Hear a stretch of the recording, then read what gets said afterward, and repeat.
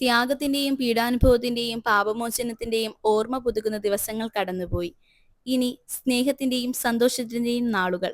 Hi hello, ഇപ്പൊ എനിക്ക് നീ അപ്പൊ ദേ ദുഃഖവെള്ളിക്ക് നമ്മൾ പള്ളിയിൽ ചെന്നപ്പോൾ കുരിശിന്റെ വഴി നടക്കുമായിരുന്നേ. അതൊക്കെ കഴിഞ്ഞപ്പോൾ ദേ നഗരി കാണിക്കലായിരുന്നു. നഗരി കാണിക്കൽ നമ്മൾ എല്ലാവരും തന്നെ നല്ല ഭക്തിപൂർവ്വമായിട്ട്, ഞാൻ ഇവിടുത്തെ ആദ്യമായിരുന്നു നഗരി കാണിക്കൽ കാണുന്നത്. കാര്യം ഒത്തിരി ആൾക്കാർ തന്നെ ഉണ്ടായിരുന്നു. എന്നെ നെട്ടിപ്പോയി ഇത്രയും ആൾക്കാർ ഇവിടെ ഉണ്ടോ എന്നുള്ളത്. അങ്ങനെ ദേ ചെല്ലാനനാട് മൊത്തം ഒരു ദുഃഖപൂർണമായ നഗരി കാണിക്കലിന് സാക്ഷിയായി. അതൊക്കെ കഴിഞ്ഞപ്പോ ദേ ആബുകുട്ടൻ ദേ അപ്പിച്ചിയുടെ മടിയിലോട്ട് കയറിയിട്ടുണ്ടേ. ഒപ്പം പൊന്നും കയറിയിട്ടുണ്ട്. ആബുകുട്ടനാണെങ്കിൽ അപ്പിച്ചിയുടെ അമ്മച്ചിയുടെ മടിയിലോട്ട് മാറി മാറിയായിരുന്നു.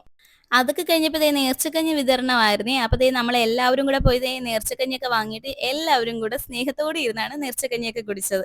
അപ്പൊ ദേ നമ്മളുടെ അടുത്ത് വർത്താനം പറയാൻ വേണ്ടി ദേ നമ്മുടെ ഒരു കസിൻ ചേച്ചി വന്നിട്ടുണ്ടായിരുന്നേ. അങ്ങനെ ദേ ചേച്ചിയുമായിട്ടൊക്കെ വർത്താനം പറഞ്ഞ് അങ്ങനെ നമ്മൾ കഞ്ഞിയൊക്കെ കുടിച്ചു മാറിയത്. അതൊക്കെ കഴിഞ്ഞപ്പോ ദേ നമ്മൾ നേർച്ച ഇടാൻ വേണ്ടി നിൽക്കുവാണേ. അങ്ങനെ നമ്മൾ നേർച്ചയൊക്കെ ഇട്ടിട്ട് അവിടെ നിന്ന് ഇറങ്ങി. ഒത്തിരി ഒന്നും ഇല്ലെങ്കിലും അത്യാവശ്യം ചെറിയ രീതിയിൽ നമ്മുടെ പള്ളിയിലും ഉണ്ടായിരുന്നു കേട്ടോ ദീപക്കാഴ്ചയൊക്കെ. അതൊക്കെ കഴിഞ്ഞ് നമ്മൾ വീട്ടിൽ പോയിട്ട് വന്നപ്പോഴേക്കും ദേ കബറടക്കത്തിന്റെ നേരമായിരുന്നേ. അച്ഛൻ ദേ പ്രാർത്ഥനാ കർമ്മങ്ങളൊക്കെ നടത്തിക്കൊണ്ട് ദേ നമ്മുടെ കബറടക്കുമായിരുന്നേ.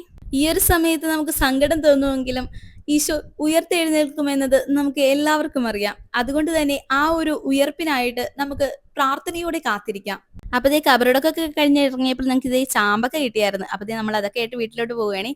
അപ്പൊ ദേ നമ്മൾ നേരത്തെ പറഞ്ഞ പോലെ ഉയർപ്പിനായി പ്രാർത്ഥനയോടെ കാത്തിരിക്കാം.